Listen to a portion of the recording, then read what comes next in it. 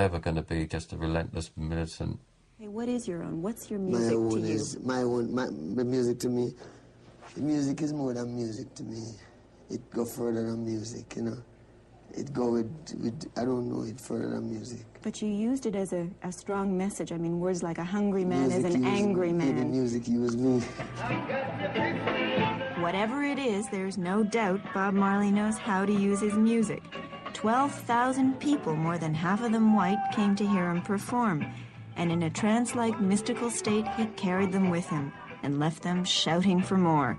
Despite this obvious commercial success, he appears to live the life he preaches. But as Bob's fame amplified, so did the media pressure.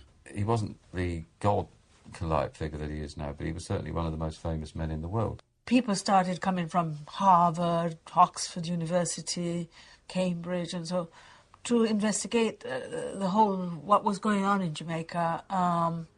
I coach them. I just say to Bob, now, you just have to be yourself, be strong, speak with your own dialect, the way you speak. Don't try to, articulate for them the way they want to do it.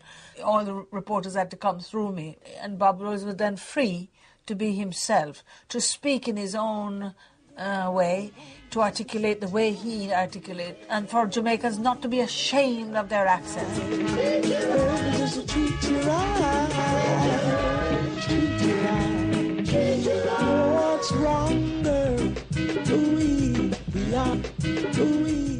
didn't get a good time from the press. I asked him about this. I said, why? You're always getting slagged off. Why are you sitting here talking to me now? And he just said, it comes with the territory. I've got to keep going out there and playing and trying to make myself better. The first tour went to America, but still people were calling him, talking about weird hair and savages or whatever. I asked him too if he ever got sick of trotting out the same set every night. His shows have been slagged off for going through the motions. I mean, if you've ever seen any footage of Bob Marley, you know he's no way going through the motions. I mean, he gets carried away, and he was going to another place in himself every night. He was up there with the rock idol. He could play in Los Angeles, and the front tables would be the Stones and, the rock royalty come to check him out. And not put off by the fact that he was a ghettoised reggae artist. By 1974, the Wailers had fallen apart. Let me tell you this, I'm a dopey conqueror.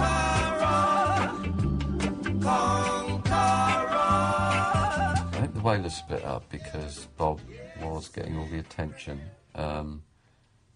That's Tosh. I mean, Tosh wanted to be Bob. He was very, very upset because he didn't want to be a front man. He didn't want a front. He just wanted to just help to do the work and get the message out. So I encouraged him to just reform. And so he went back and he got himself a manager. And the manager renegotiated a new contract. And then they became Bob Marley and the Wailers. So the Wailers could be anyone after that. But basically with Family Man and Carly driving the rhythm section. Although they broke up, and it was a very sad time because Peter and Bob were like John Lennon and Paul McCartney together. However, Bob Marley's star was on the rise. Now that he had become an international celebrity, politicians sought to use him as a pawn in their power games. Jamaica's rival parties were both keen to conscript him because he had street credibility. He was not just a Jamaican singer, he was an international singer, because the message that he carried was the message of third world people all over the world. In doing so, of course, he helped to put Jamaican music on the map internationally. He's also very significant, I think, because he's one of those rare figures that come along perhaps once in a generation, who by some chemistry of themselves, their own genius, takes what is up to then, just a folk form, and makes it a part of the universal art of the world. But Bob Marley wanted nothing to do with party politics. Yet when he was approached by the then Jamaican Prime Minister Michael Manley offering to stage a free concert, he agreed.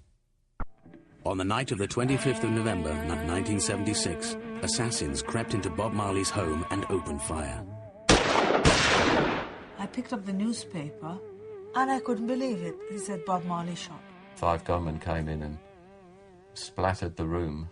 I got him on the phone in Nassau and he started to tell me in detail what had happened, how they'd come in, these men, and shut up the house and him and the musicians and his manager. And it was never, found out by the police who did it, but like I say, it's a popular theory that it was organised by the same guy, Siegel, who, when Bob died, got a posthumous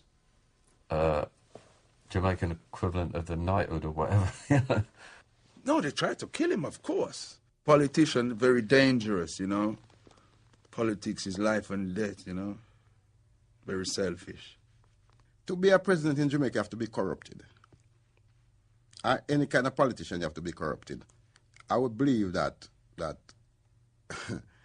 Bob Marley was shot by a politician, He came to England and he acted out everything. He acted it out and showed me where the bullet was in his arm, because he still had a bullet in his hand.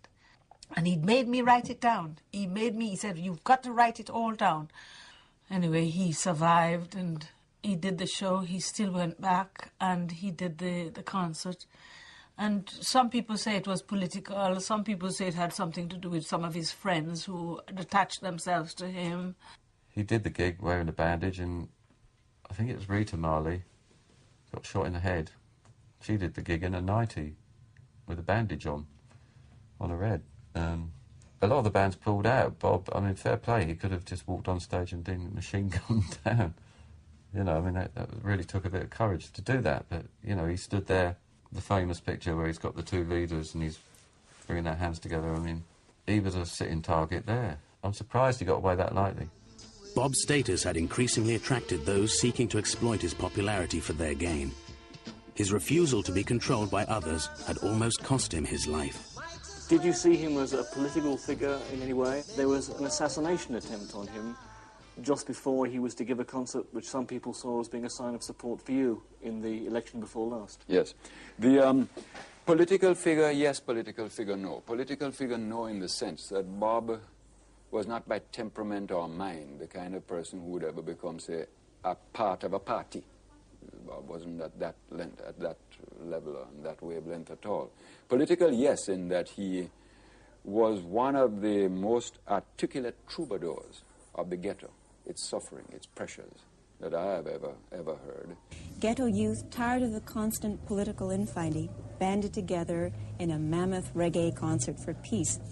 It ended with Prime Minister Michael Manley and opposition leader Edward Seaga on stage, shaking hands in an appeal for peace. The man responsible for it all, they say, was Bob Marley. But isn't what you need some sort of social, legislative change? The economic conditions are bad. You have a lot of people who are unemployed. What's really going to happen now is that we don't really want the island to change. We want the world to change. And his music is how he gets his message across. No sun will shine in my day. After the attempt on his life, Bob Marley exiled himself to London for 18 months. After the shooting, first of all he took off to the Bahamas, and then he came to London, spent 18 months living in Chelsea.